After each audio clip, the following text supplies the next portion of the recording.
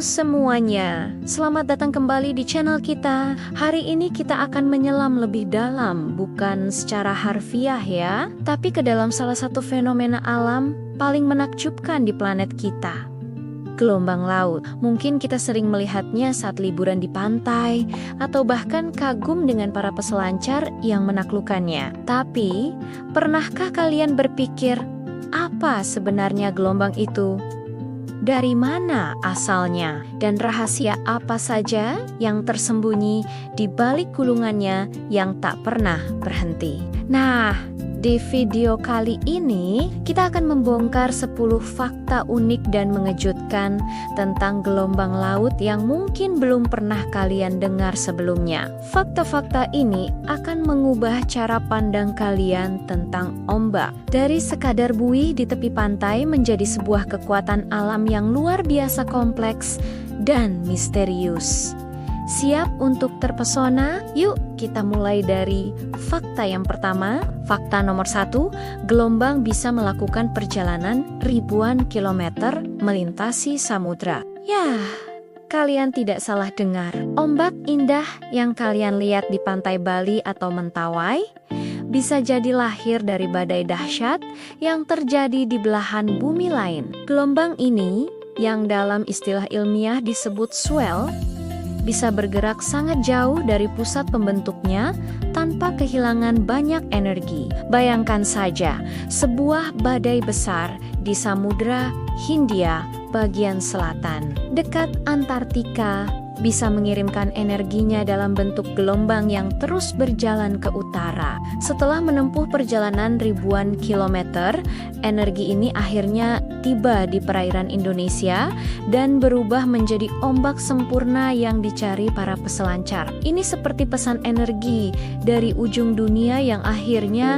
sampai ke depan mata kita. Jadi, saat kalian melihat ombak, ingatlah bahwa ia mungkin punya cerita perjalanan yang sangat panjang. Fakta kedua ini mungkin akan sedikit membingungkan, tapi sangat menarik. Gelombang sebenarnya tidak membawa air berpindah jauh. Banyak dari kita mengira bahwa ombak itu seperti tsunami kecil yang mendorong massa air dari tengah laut langsung ke pantai. Padahal itu keliru. Coba bayangkan, sebuah pelampung atau bola yang mengapung di atas air. Saat gelombang datang, bola itu hanya akan bergerak naik, lalu turun, lalu sedikit maju dan mundur.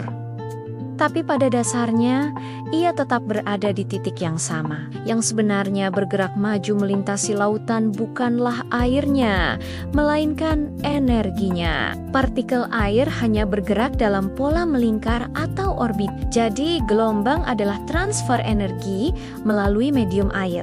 Airnya sendiri lebih banyak bergerak di tempat. Seperti penonton di stadion yang melakukan wave, mereka hanya berdiri dan duduk, tapi gelombangnya bergerak mengelilingi stadion. Nah, kalau fakta yang ketiga ini terdengar seperti cerita dari film monster, tapi ini nyata. Ada gelombang raksasa misterius yang disebut rogue wave atau gelombang jahat. Selama berabad-abad, para pelaut sering bercerita tentang tembok air raksasa yang muncul entah dari mana, bahkan di tengah cuaca yang tenang dan mampu menenggelamkan kapal-kapal besar. Cerita ini sering dianggap mitos atau bualan para pelaut, namun sains modern telah membuktikannya. Rogue wave adalah gelombang tunggal yang tingginya bisa mencapai 2 hingga 3 kali lipat dari gelombang di sekitarnya. Bisa setinggi 20-30 meter atau setara gedung 10 lantai.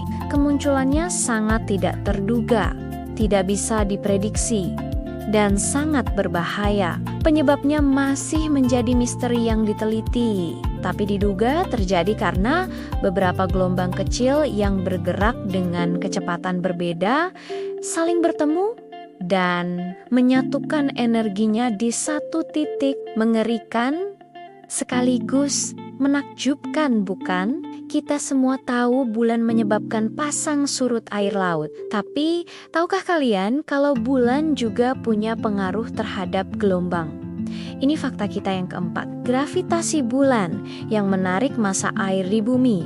Tidak hanya menciptakan pasang dan surut, tapi juga bisa mengubah karakteristik gelombang yang ada. Pengaruh ini paling terasa saat kondisi spring tide, yaitu ketika bulan, bumi, dan matahari berada dalam satu garis lurus, seperti saat bulan purnama dan bulan baru. Pada momen ini, tarikan gravitasinya menjadi sangat kuat, menyebabkan pasang naik yang lebih tinggi dan surut yang lebih rendah.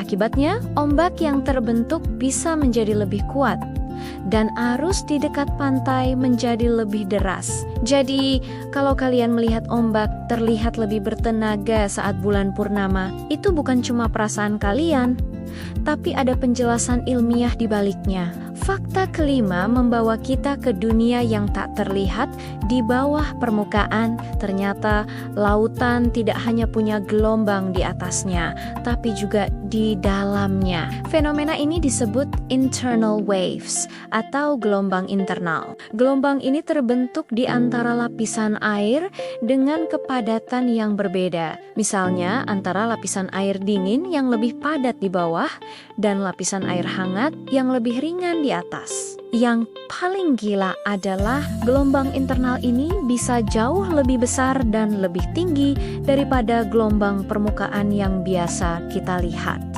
Tingginya bahkan bisa mencapai ratusan meter. Meskipun kita tidak bisa melihatnya dari atas, gelombang internal ini punya energi yang sangat besar dan bisa memengaruhi kapal selam, anjungan minyak lepas pantai, dan bahkan kehidupan laut dalam. Lautan benar-benar punya dunianya sendiri di bawah sana.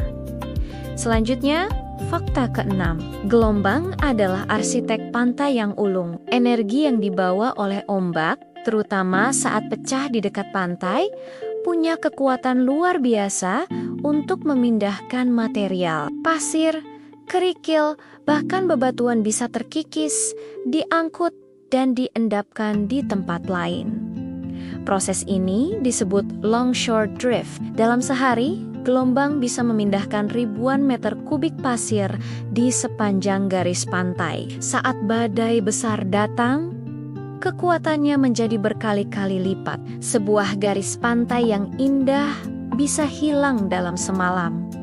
Atau sebaliknya, sebuah daratan pasir baru bisa terbentuk. Jadi, bentuk pantai yang kita lihat hari ini sebenarnya tidak permanen. Itu adalah hasil karya seni dinamis yang terus-menerus dibentuk dan diubah oleh kekuatan gelombang. Fakta ketujuh akan menjelaskan mengapa ada beberapa tempat surfing yang begitu istimewa. Gelombang tidak selalu pecah. Ketika gelombang swell melakukan perjalanan di laut dalam, mereka hanya berupa gundukan air yang bergerak mulus. Mereka baru akan pecah atau membentuk buih putih yang bisa ditunggangi peselancar saat dasar laut di bawahnya menjadi dangkal. Perubahan kedalaman ini memperlambat bagian bawah gelombang, sementara bagian atasnya terus melaju, membuatnya menjadi tidak stabil dan akhirnya pecah. Inilah mengapa kontur dasar laut sangat penting. Tempat-tempat seperti Mentawai atau Uluwatu di Bali disebut punya ombak sempurna karena topografi dasar lautnya. Seperti terumbu karang, memiliki bentuk dan kemiringan yang ideal untuk membuat gelombang pecah dengan cara yang panjang, teratur, dan membentuk tabung yang indah.